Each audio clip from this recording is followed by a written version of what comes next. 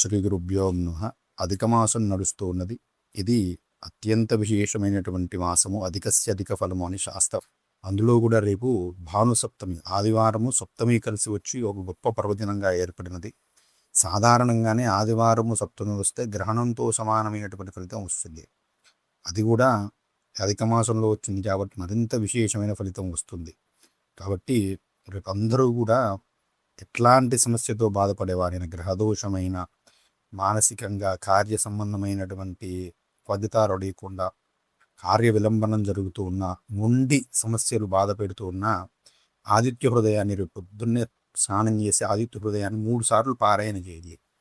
అది అత్యంత గొప్ప ఫలితాన్ని ఇస్తుందండి. ఎట్లాంటి సమస్య నుంచి అయినా కూడా బయటపడేస్తుంది. ఈ ఆదిత్య హృదయం వచ్చినటువంటి సందర్భమే అలాంటి సందర్భం కదా. రావణాసురుడికి రామునికి యుద్ధము హోరాహోరీగా సాగుతుంది. ఎంతసేపు ఎన్ని బాణాలు వేసినా కూడా రావణాసురుడు పడిపోడు. తరలు కొడుతూ ఉంటే మురుస్తూ ఉంటాయి. అలాంటివే కదా మన సమస్యలు కూడా.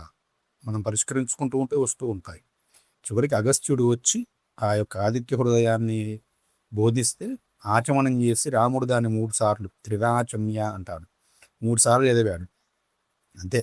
ఆ తర్వాత వేసిన బాణానికి ఆ రావణాసురుడు పడిపోయాడు. అంటే అంతటి శక్తి ఉంది దాంట్లో. గొప్ప మంత్ర విద్య అనేది పెట్టించాడు అగస్త్యుల వారు. కాబట్టి తీవ్రమైనటువంటి కష్టాలు, మొండి సమస్యలు బాధిస్తున్నప్పుడు రోజు ఉదయాన్నే లేచి స్నానం చేసి సూర్యునికి ఎదురుగా నిలబడి రాగి చెంబులో అర్ఘ్యాన్ని పోసి ఆచమనం చేసి ఈ ఆదిత్య హృదయాన్ని 3 సార్లు పారాయణ చేస్తే అద్భుత ఫలితాలు వస్తాయి. అతి కొద్ది కాలంలోనే ఈ జీవితంలో జరిగేటువంటి మార్పులు, ఊహించినటువంటి మార్పులు మీరు చూస్తారు. ముఖంలో కూడా గొప్ప తేజస్సు వస్తుంది. అదేవిధంగా మీకు వీలైతే గోధుమలను దానం చేయండి, రాగి పాత్రలు దానం చేయండి, బెల్లాన్ని దానం చేయండి. దీని ద్వారా రవి సంబంధమైనటువంటి సమస్యలన్నీ కూడా తొలగిపోతాయని శాస్త్రం చెబుతూ ఉన్నది. అధిక మాసంలో చేసే ఫలితాలు మరింత అద్భుత ఫలితాలను ఇస్తాయి. కాబట్టి మీ శక్తి మేర ఏది చేయగలిగితే అది చేయండి. ఆదిత్య హృదయాన్ని మాత్రం ఖచ్చితంగా పారాయణ చేయండి. సూర్యునికి ఎదురుగా నిలబడి పారాయణ చేయాలి. సూర్యునికి ఎదురుగా నిలబడి సూర్యోదయ సమయంలో చేస్తే మంచిదండి.